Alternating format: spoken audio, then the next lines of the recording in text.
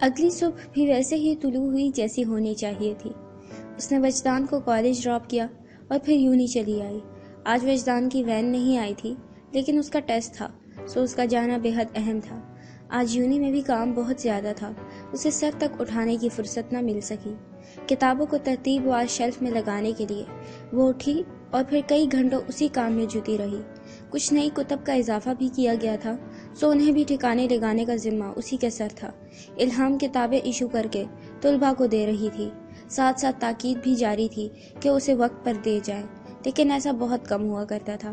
اکثر طلباء لی گئی کتابیں دینا بھول جاتے تھے اور پھر انہیں کلاسز میں جا جا کر اس جانب توجہ کرنے کے لیے کہا جاتا تھا۔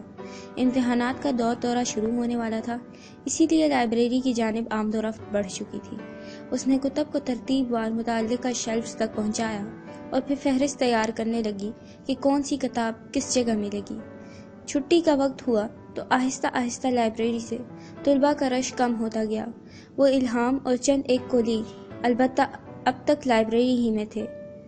لنچ پر چل رہی ہو؟ الہام نے کندھے سے بیگ ٹانگتے ہوئے کہا تو اس نے بھی گردن پیچھے پھینک کر لمحے کے لیے دکھتی گردن سستائی تھی۔ پھر اسے دیکھا، کینٹین چلو کچھ کھا لیتے ہیں، کب سے کام میں مصروف ہو۔ لیکن اب بھی کام رہتا ہے۔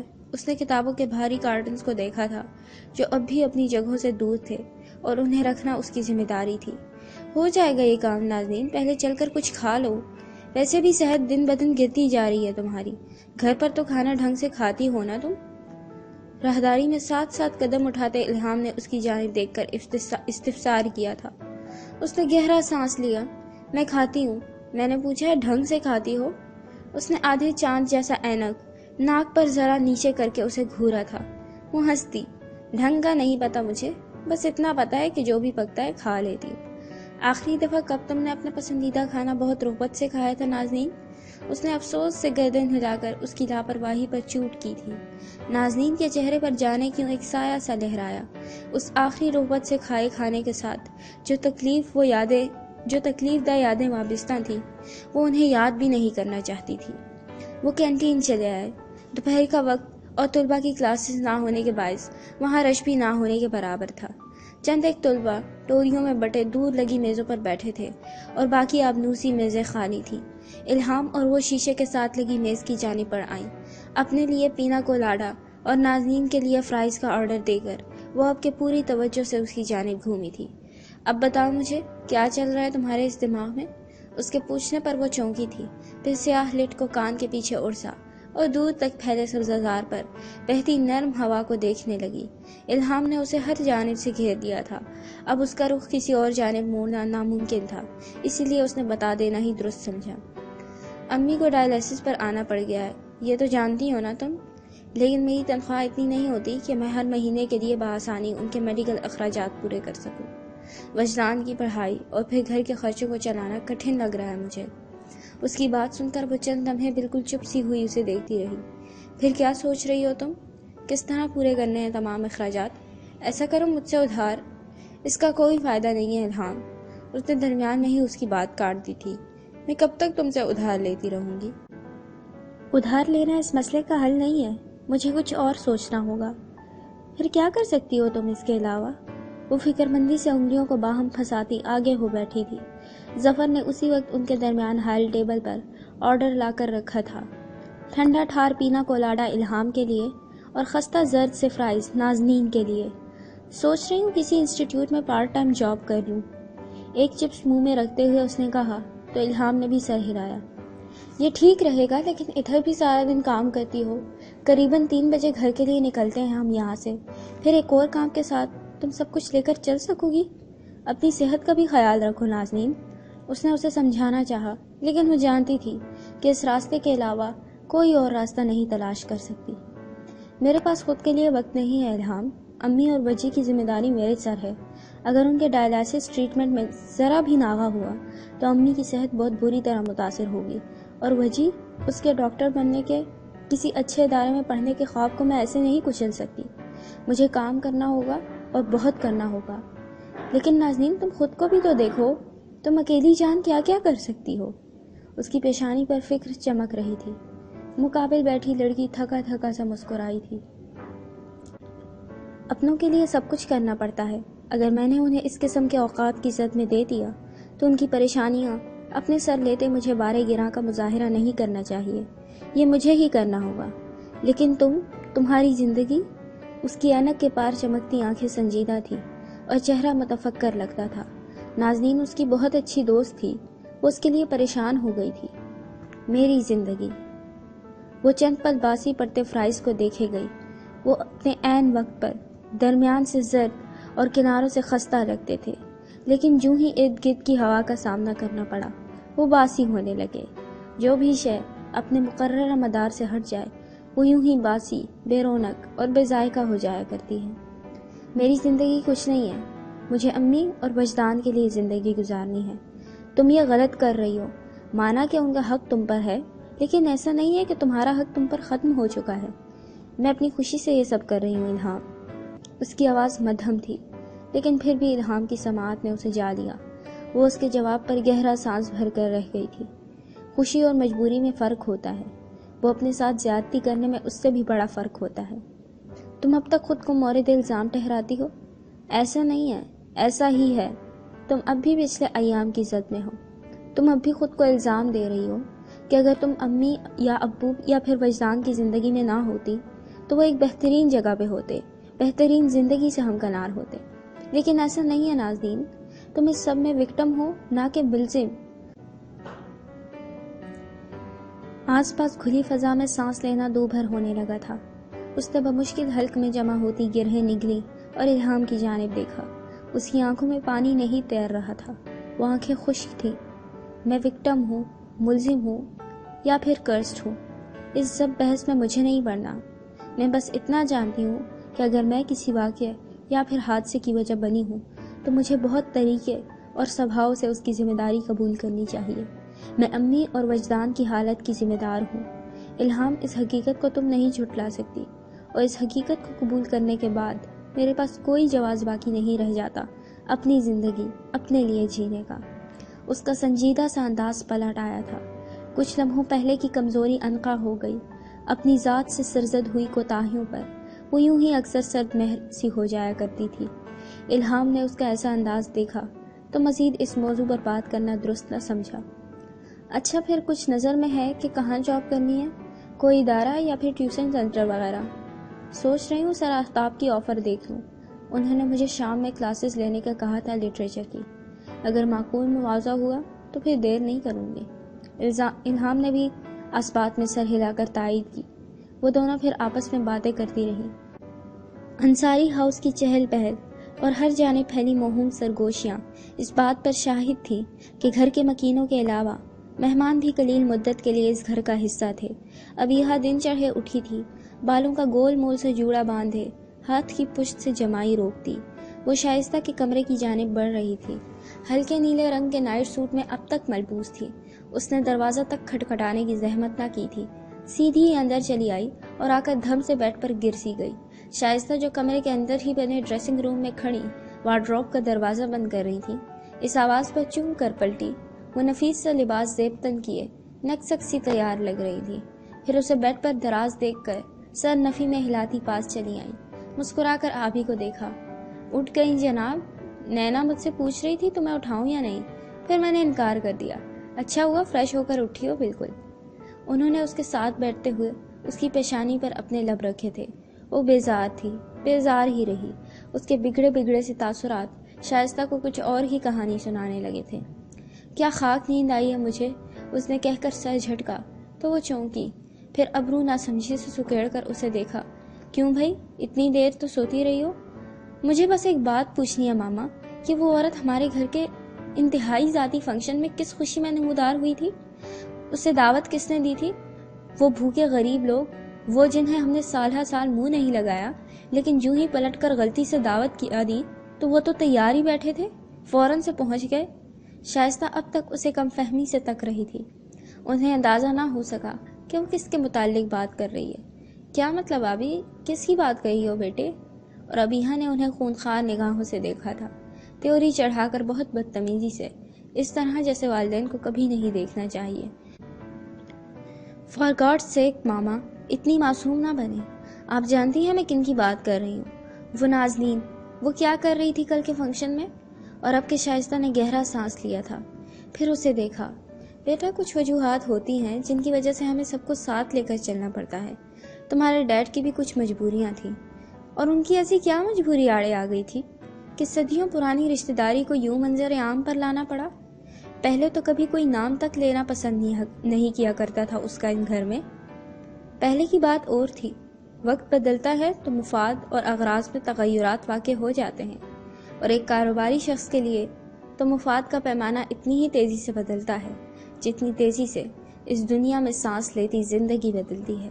کاروباری لوگوں کے لیے محض تبدیلی کے ساتھ ایڈجسٹ کرنا اہم ہوتا ہے بیٹا۔ اگر وہ اس سب میں اپنے جذبات کو جگہ دیں گے تو بزنس کبھی بھی ترقی نہیں کر سکتا، اور بس پھر بزنس ہی ترقی کرتا ہے ماما۔ گھر میں پلتے انسانوں کی زندگی ایک ہی نقطے پر ساکت رہ جاتی ہے۔ ڈیڈ اس ترقی کے لیے کوئی پیش قدمی کیوں نہیں کیا کرتے؟ اس نے بلا شبہ بہت کڑا طنز کیا تھا۔ لمحے بھر کو شائستہ نے اس سے نگاہیں چرائی تھیں، پھر صلہ جو سے انداز میں مسکرا کر اس کے رخسار کو چھوا۔ ہوا کیا ہے؟ تم کب سے متاثر ہونے لگی لوگوں کی موجودگی سے؟ جس آبی کو میں جانتی ہوں وہ تو لوگوں کو ایسے نظر انداز کرتی ہے جیسے وہ زندہ ہی نہ ہو۔ اب ایسا کیا ہو گیا ہے کہ اس قدر غصہ آ رہا ہے؟ ان کی بات پر وہ ایک دم سیدھی ہو بیٹھی تھی، پھر بے چینی سے لب کاٹے۔ وہ ایسے بہت کم نروس ہوا کرتی تھی۔ ماما، میں حرم کو پسند کرتی ہوں، آئی لائک ہم۔ ایک پل کو تو مقابل براجمان خاتون نے ابرو حیرت سے اٹھا کر اسے دیکھا تھا۔ وہ اس سے بس ایسی کسی بات کی توقع نہیں کر رہی تھی۔ پھر وہ مسکرا دی، جیسے اس کے اعتراف سے خوشگوار سی حیرت نے ان کا احاطہ کیا ہو۔ ریئلی؟ ان کے استفسار پر وہ جلدی سے سر ہلا کر مسکرانے لگی تھی۔ وجود میں پھیلی تلخی لمحوں ہی میں زائل ہونے کو تھی، یوں گویا کڑوی سی زندگی میں کوئی میٹھا سا عطر گھول گیا ہو۔ کب سے؟ بتایا کیوں نہیں مجھے؟ آپ اس سب کو چھوڑیں ماما، یہ میں آپ کو بعد میں بتا دوں گی۔ مسئلہ یہ ہے کہ حرم کو میں نے نازنین میں دلچسپی لیتے دیکھا ہے۔ وہ اسے جانتا تک نہیں ہے آپ ہی بیٹا، وہ اس میں کیسے دلچسپی لے سکتا ہے؟ اور نازنین اس سے بڑی ہے، 2 سال بڑی ہے وہ اس سے۔ لیکن ان کی تعویل پر اس کا دل صبر نہیں ہو رہا تھا۔ اس نے حرم کی محفوظ اور سراختی نگاہ دیکھی تھی۔ وہ نازنین کو اگر پسند نہ بھی کرتا تو آگے امکان یہی تھے کہ وہ اسے پسند کرنے لگے گا، اور اسے اسی ایک امکان نے خوف زدہ کر دیا تھا۔ ماما، مجھے کچھ نہیں پتا، آپ اس نازنین کا داخلہ ہمارے گھر میں بند کروائیں، میں اس کی جانب سے انسیکیور ہو رہی ہوں۔ لیکن شائستہ نے انتہائی سکون سے آگے بڑھ کر اس کے ہاتھ پر اپنا ہاتھ رکھا تھا، پھر اپنی شاطر چمکتی آنکھیں اس کے چہرے پر جمائیں۔ لبوں کی تراش میں پراسرار سا تبسم کھلا تھا۔ وہ انہیں ناسمجھی سے دیکھنے لگی۔ میں نے کچھ پلان کیا ہے آبی، کچھ بہت مزے کا، تم بس تھوڑا سا انتظار کرو، تحمل سے کام لو۔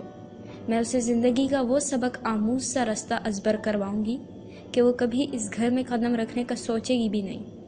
کیا مطلب؟ کیا پلان ہے؟ اور میرے بغیر کیسے پلان کر لیا آپ نے ماما؟ وہ ان پر خفا ہوئی تھی۔ شائستہ مسکرا کر سیدھی ہو بیٹھی، یوں ہی کان میں لٹکتے نازک سے آویزے پر انگشت شہادت پھیری۔ آنکھوں کی الوہی چمک ابیہا سے چھپی نہ رہ سکی تھی۔ جانتی ہو کمزور عورت کون ہوتی ہے آبی؟ وہ سنگھار آئینے میں نظر آتے اپنے تر و تازہ سے سراپے کو تکتے ہوئے بہت جاذبیت سے بولی تھی۔ وہ جو بے وقوف ہو۔ اس کے جواب پر انہوں نے ہولے سے گردن ہلائی تھی۔ مسکراہٹ اب تک لبوں پر رقصاں تھی۔ وہ جو عقل مند ہو۔ ان کے جواب پر وہ حیران ہوئی تھی۔ عقل مند عورت کمزور کیسے ہو سکتی ہے ماما؟ کس طرح کی منطق ہے یہ؟ ہوتی ہے بیٹے، عقل مند عورت بہت کمزور ہوتی ہے، ویسے ہی جیسے ذہین لوگ اکثر ڈپریشن اور گھٹن کا شکار رہتے ہیں۔ لمحے بھر کے توقف کے بعد وہ بولی تو آواز سرد محسوس ہوتی تھی۔ نازنین عقل مند ہے، وہ جتنی عقل رکھتی ہے اس سے کہیں زیادہ اپنی ذات کے اندر دکھوں کو جگہ دے سکتی ہے، کیونکہ عقل انسان کو جمع تفریق کر کے دیتی ہے، صحیح اور غلط کی، صاف اور میلے کی۔ وہ خوف زدہ رہتی ہے اپنی عزت سے، سینت سینت کر رکھی جوانی سے، اپنی قربانیوں کے ضائع ہو جانے سے۔ ایسی عورت کمزور ہوتی ہے بہت، اور ہم اسے اس کی کمزوری سے ہی قابو کر سکتے ہیں۔ ہم اسے اس کی طاقت سے نہیں پکڑ سکتے، اس کی طاقت کا مقابلہ ہم نہیں کر سکتے، لیکن اس کی کمزوری کو اپنی طاقت بنا سکتے ہیں۔ انسانوں کی کمزوری ہی بہت سے انسانوں کی طاقت ہوتی ہے۔ انہوں نے کہہ کر اس کی جانب دیکھا تھا، پھر ہولے سے مسکرائیں۔ سرد آنکھیں مسکراتے ہوئے بھیانک لگا کرتی تھیں۔ اور جانتی ہو نازنین کی کمزوری کیا ہے؟ ابیحا نے میکانکی سے انداز میں سر نفی میں ہلا دیا۔ اسے نہیں پتا تھا کہ اس کی کمزوری کیا تھی۔ تعلق۔ تعلق؟ اس نے سوالیہ سے دہرایا تھا۔ وہ لوگوں سے تعلق نہیں گانٹھا کرتی، لیکن جن سے گانٹھ لیتی ہے وہ انہیں کبھی نہیں چھوڑ سکتی۔ آپ کیا پلان کر رہی ہیں ماما؟ تمہارا راستہ ہموار کر رہی ہوں، بس ساتھ دینا اور انجوائے کرنا۔ کمزوریاں بہت دلچسپ ہوتی ہیں، ان کا وجود تھرل کا باعث ہوتا ہے۔ اس تھرل کو مانچ کر منظر عام پر لانے والا آرٹسٹ ہوتا ہے، ظالم آرٹسٹ، اور مجھے ایسا آرٹسٹ بننے میں کوئی یار نہیں۔ پھر کب تک انتظار کروں میں؟ اس نے پرجوش ہو کر پوچھا تھا۔ بس تھوڑا سا۔ بند کمرے میں وہ دونوں اب تک مدھم سرگوشی میں باتیں کر رہی تھی۔ کوئی اگر ان کے کمرے میں قدم رکھتا تو اسے سانس لینے میں دشواری ہو جاتی، کیونکہ کمرے کی فضا میں کاٹ دار ارادوں کی بدنیت سے بو بہت تیزی سے پھیل رہی تھی۔ وہ شام تک واپس پلٹی تو تھکن سے چور ہو چکی تھی۔ اس نے سر آفتاب کی آفر کو قبول کرنے کی حامی بھر لی تھی، اور چونکہ ٹیچر کی کمی تھی تو اسے آج ہی کلاس بھی لینی پڑی تھی۔ گھر پہنچتے پہنچتے اسے 6 بج گئے تھے۔ دور کہیں مغرب کی اذانیں بھی گونج رہی تھیں۔ صوفیہ کو اس نے فون پر آگاہ کر دیا تھا، اس لیے وہ بھی بنا کسی پریشانی کے اس کا انتظار کرتی رہی تھی۔ اس نے گھر آ کر کھانا کھایا، وضو بنایا اور پھر چند لمحات کے لیے کمرے میں آ کر خاموشی سے لیٹ گئی۔ جوڑ جوڑ تھکن سے دکھنے لگا تھا۔ سونے پر سہاگا رات کو رضا کی بارات میں بھی شرکت کرنی تھی۔ وہ اب کے واضح طور پر کراہی تھی۔ کیا ہوا پھپھو؟ ایسا کیا سوچ رہی ہیں کہ آپ کی کراہ مجھے برابر کمرے تک سنائی دے گئی؟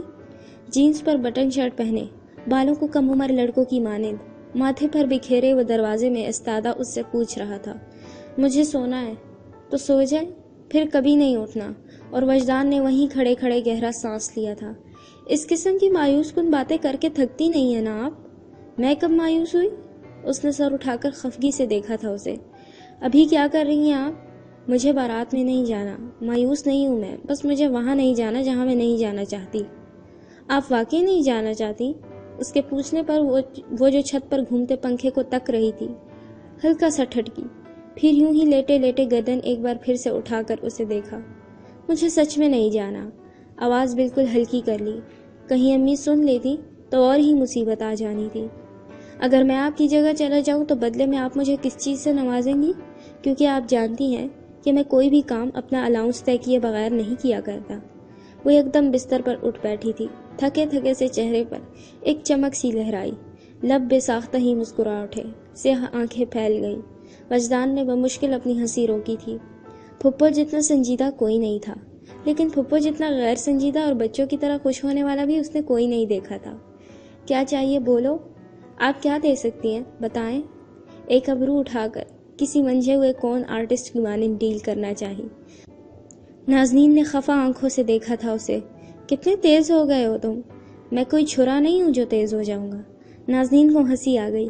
خود کو آس پاس کی چیزوں سے تشبیہ دینے کی عادت وجدان میں بچپن سے تھی۔ پھپھو میں کوئی بکرا نہیں ہوں جو 2 ٹانگیں اٹھا کر دیوار کے اس پار دیکھ لوں۔ پھپھو میں کوئی مچھر نہیں ہوں جو آپ کے کان میں یوں بھن بھناتا ہوں۔ حالانکہ رات کو اس سے کہانی سنتے ہوئے وہ نیند میں اکثر اسی قسم کی آوازیں نکال رہا ہوتا تھا۔ وہ غصے میں آ کر اسے اپنے بستر سے نکلنے کا کہتی، لیکن وہ اس میں اور سمٹ جاتا۔ وہ بچہ اب کتنا بڑا ہو گیا تھا۔ اسے اپنے کندھوں سے ہر بوجھ اترتا محسوس ہو رہا تھا۔ تم چلے جاؤ، وہاں سے آ کر مجھے بتا دینا جو بھی چاہیے تمہیں، میں ہر معاوضے کے لیے تیار ہوں۔ پکا؟ آپ کے پاس انکار کا کوئی حق نہیں رہے گا پھر، اور اگر آپ نے ذہانت سے پینترا بدلنا چاہا تو پھر اچھا نہیں ہوگا پھپھو۔ وہ کہہ کر یعنی دھمکا کر کمرے سے باہر نکلا تو وہ دیر تک اس کے انداز پر ہنستی رہی۔ یہ وجہ بھی نہ، اس نے بستر سے پیر اتارے اور الماری کی جانب بڑھ آئی۔ مغرب کی نماز کا وقت اب تک تازہ تھا۔ رضا کی مہندی والے دن وہ شوٹنگ کلب میں موجود تھا۔ اس شوٹنگ کلب کا نقشہ کچھ اس قدر ذہانت سے ترتیب دیا گیا تھا کہ وہاں موجود بہت کم جگہ میں بھی واش رومز، کنٹرول روم اور ریسٹ روم بآسانی بنا ہوا تھا۔ گردن گھما کر دیکھا جاتا تو ہر جانب پری کاسٹ کنکریٹ کی دیواریں نظر آتی۔ وہ ناقابل دخول دیواریں تھیں۔ اکثر شوٹنگ کلبز کی دیواریں اسی قسم کے مواد سے کھڑی کی جاتی تھیں، حفاظتی طور پر بھی اور تکنیکی لحاظ سے بھی، کیونکہ غلط یا چوکے ہوئے شوٹ کا واپس پلٹنا بے حد خطرناک ثابت ہو سکتا تھا، اسی لیے اس قسم کے مواد کا استعمال کیا جاتا جو ایک بالکل محفوظ شوٹنگ کلب کا نقشہ کھینچ سکے۔ وہ تہہ خانے میں بنا نجی شوٹنگ کلب تھا۔ حرم اکثر مشق کے لیے یہاں چلا آتا تھا۔ یہ جگہ اس کے لیے ذہنی سکون کا باعث تھی۔ کیوں؟ کیا مجھے بتانے کی ضرورت ہے؟ ہتھیار اور ان کا استعمال کسی نشے کی صورت انسانی نفسیات کا احاطہ کرتے ہیں۔ ان کے استعمال میں مہارت حاصل کرنا اور اپنے طے شدہ ہدف کو ایک ہاتھ کی جنبش سے پاٹ لینے کی چاہ کا ادراک صرف وہی انسان کر سکتا ہے جو ان ہتھیاروں سے مانوس رہا ہو، جس نے ان کے ساتھ زندگی کے سیاہ و سفید ایام کا سامنا بڑی بہادری سے کیا ہو۔ ہتھیار زندگی دیا کرتے ہیں اور موت بھی۔ کنٹرول روم اور ریسٹ روم ساتھ ساتھ ہی بنے تھے۔ کنٹرول روم کی دیواریں بلیٹ پروف تھیں۔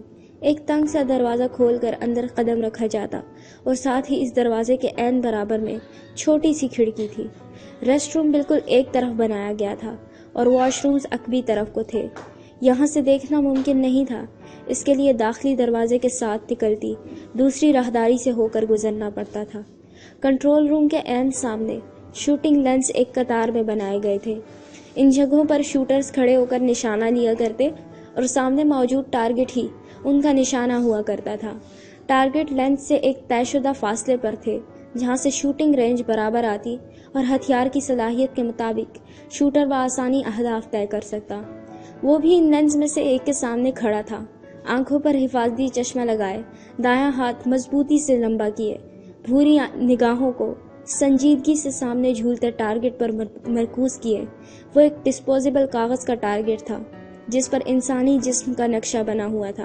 اس نقشے میں کئی دائرے کھینچے گئے تھے، ہر دائرے کی اپنی اہمیت تھی، لیکن سب سے اہم اور باصلاحیت شوٹر وہی گردانا جاتا تھا جو چھوٹے دائرے کے عین بیچ میں بنا چوکے نشانہ لے سکے۔ اس نے بھی انگشت شہادت سے ٹریگر کو چھوا ہی تھا کہ اس کا فون بج اٹھا۔ کان میں لگے نازک آلے کو دبا کر اس نے متوقع کال ریسیو کی تھی۔ بولو، جو کام میں نے تمہیں کہا تھا کیا تم اس کے لیے راضی ہو؟ آگے والے کی چاقو چوبند سی آواز اس کی سماعت میں گھلی تو اس کی نگاہیں اگلے ہی لمحے سخت ہو گئیں۔ ہتھیلی میں قید پستول پر گرفت بڑھ گئی۔ میں ایسا کام کیوں کروں گا طالوت؟ کیونکہ تم اس کام کے لیے چنے گئے ہو۔ بہت پرسکون سے جواب موصول ہوا تھا اسے۔ اس نے لب بھینچ لیے۔ میں چنا نہیں گیا ہوں، مجھے نشانے پر رکھوایا گیا ہے۔ کیوں کیا تم نے ایسا؟ میرے پاس اور کوئی راستہ نہیں تھا۔ انسان کے پاس ہمیشہ راستہ ہوتا ہے، وہ اگر تلاش کرنے میں کوتاہی برتے تو یہ اس کی بدنیتی گردانی جاتی ہے۔ تم سمجھ رہے ہو میں بدنیتی سے کام لے رہا ہوں؟ اس جانب سے گونجتی آواز میں طیش ابھرا تھا۔ اس نے گہرا سانس لیا اور پھر یکدم ٹریگر دبا دیا۔ چوتھا دائرہ، اس کا نشانہ چوتھے دائرے پر لگا تھا۔ چوتھا دائرہ، کیا میں درست اندازہ لگا رہا ہوں؟ اس نے شاید فائر کی آواز سن لی تھی اور جس طرح وہ فاتحانہ انداز سے بغیر دیکھے اسے اس کا نشانہ بتا رہا تھا، وہ تو بہت ہی محفوظ کن لمحہ تھا۔ لیکن حرم حیران نہیں ہوا۔ ذہنی انتشار کا شکار ہو تم اوریبی، بکواس بند کرو اپنی۔ اس نے ایک بار پھر سے نشانہ لے کر فائر کیا اور اس بار وہ اپنے ہدف کے قریب ہو گیا۔ اس کا فائر عین تیسرے دائرے کے وسط میں جا لگا تھا۔ کیوں منتخب کیا مجھے تم نے؟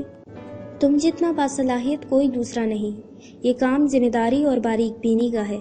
میں کسی ٹرینی کو نہیں دے سکتا، مجھے پرو چاہیے۔ جیسے میں تو تمہیں جانتا ہی نہیں ہوں نا۔ اس نے تلخی سے مسکرا کر سر جھٹکا تھا۔ دوسری جانب طالوت ہنس دیا تھا۔ اسے اندازہ نہیں تھا کہ وہ اتنی جلدی پکڑا جائے گا۔ جانتے ہو انسان کب بے خوف ہو کر کام کیا کرتے ہیں؟ بالکل جب وہ خوف کے ایک گہرے سمندر کو پاٹ کر آئے ہوں۔ اس نے ٹریگر دبایا اور نشانہ دوسرے دائرے کے وسط میں جا لگا۔ اس کا ذہنی انتشار اب کہ سمٹ رہا تھا۔ نشانے درست ہو رہے تھے۔ ہاتھ میں تھامے ہتھیار نے ابرو اٹھا کر فخر سے اسے دیکھا تھا۔ ہم جذباتی طور پر جن واقعات، انسانوں یا پھر جگہوں سے وابستہ ہوتے ہیں نا اوریبی، ہم محض انہیں ہی اپنی حیات کی تمام تر طاقتیں لگا کر بچانے کی جرت کر سکتے ہیں۔ ایموشنل اٹیچمنٹ بہت طاقتور ہوتی ہے، سمندر میں کھڑی ظالم چٹانوں تک کو ہلا دیتی ہے۔ اس کا ٹریگر کو دباتا ہاتھ لمحے بھر کے لیے ساکت ہو گیا تھا۔ ابرو حیرت سے اوپر کو اٹھے تھے اور آنکھوں کی پتلیاں ایک ہی نقطے پر ٹھہر گئی تھی۔ کیا کہنا چاہتے ہو؟ سیدھی طرح کہو۔ اس کی بہت سرد آواز ابھری تھی۔ طالوت نے دوسری جانب گہرا سانس لیا تھا۔ پھر وہ بولا، آواز اس قدر ہلکی تھی کہ حرم کو لمحے بھر کے لیے خوف زدہ کر گئی۔ تمہارے وعدے کو نبھانے کا وقت آ گیا ہے حرم، وہ وعدہ جو کئی ایام پہلے طے پا گیا تھا اور اب وقت کی دھول میں کھو کر انقا ہوتا محسوس ہو رہا ہے۔ لیکن کیا میں تمہیں بتاؤں کہ سروائیور زندہ رہ جائے تو قاتل کی موت ہو جایا کرتی ہے۔ اس کی آنکھیں اب تک ساکت تھیں، لب اد کھلے رہ گئے تھے اور لمبا کیا گیا دایاں ہاتھ شل ہونے لگا تھا۔ وہ لڑکی زندہ ہے اور اس کی موت کا اندیا جاری کر دیا گیا ہے۔ کیا تمہیں اب بھی لگتا ہے کہ میں نے تمہیں چن کر غلط کیا؟ اگر تمہیں ایسا لگتا ہے تو تم اس کیس سے ہاتھ ہٹا لو، مجھے مجبوراً معارض سے بات۔ میں تیار ہوں۔ اگلے ہی لمحے اس کی بے تاثر سی آواز ابھری تھی۔ ماتھے پر گرے گہرے رنگ کے بالوں سے جا ملے ابرو اپنی جگہ واپس آ گئے تھے۔ حیرت تھم گئی، حقیقت پلٹ آئی۔ شوٹرز کو اتنی ہی حیرت ہوا کرتی تھی بس۔ کیا تم میرے مطالبے کی توقع کر رہے تھے؟ اس کے ٹھنڈے رد عمل کو یقیناً دوسری جانب موجود شخص متعجب ہوا تھا۔ اس کے لبوں کی تراش میں بہت ہلکا سا تبسم ابھرا۔ بھوری پرکشش آنکھیں اس آخری دائرے پر جم سی گئیں۔ نہیں، شاید ہاں۔ نہیں بدلے تم آج بھی ویسے ہی ہو جیسے کئی سال پہلے تھے۔ تالوت محفوظ سا ہنس رہا تھا۔ اس نے ٹریگر دبایا اور اب کے شوٹ عین تنگ سے دائرے کے وسط میں سوراخ کر گیا۔ پستول کی نال سے لمحے بھر کو ہلکا سا دھواں اٹھ کر فضا ہی میں تحلیل ہو گیا تھا۔ اس نے ہاتھ نیچے کر لیے۔ بے تاثر آنکھیں اب تک اس دائرے پر جمی تھیں۔ وہ پہلا دن تھا جب اس نے نازنین کا پیچھا کیا تھا، کیونکہ اس کے مرتے ہوئے بھائی نے اپنے خون آلود ہاتھوں سے اس کے ہاتھ تھام رکھے تھے۔ وہ مرتا ہوا شخص کہیں آج بھی اس کے آس پاس زندہ تھا۔ اس نے اپنی بہن کی حفاظت کے لیے اس سے مرتے ہوئے آخری دفعہ بھیک مانگی تھی، اور وہ اس وقت محض 20 سال کا تھا۔ اس کے کمسن ہاتھوں نے اس خون آلود شخص کے ہاتھ بہت مضبوطی سے تھام رکھے تھے۔ اسے لگا تھا کہ شاید اس کے مضبوطی سے پکڑے رہنے پر وہ بچ جائے گا، لیکن وہ نہیں بچا۔ وہ مر گیا تھا۔ وہ اس رات ہی ختم ہو گیا تھا، لیکن پھر وہ کبھی اس کے دماغ سے نہ نکل سکا۔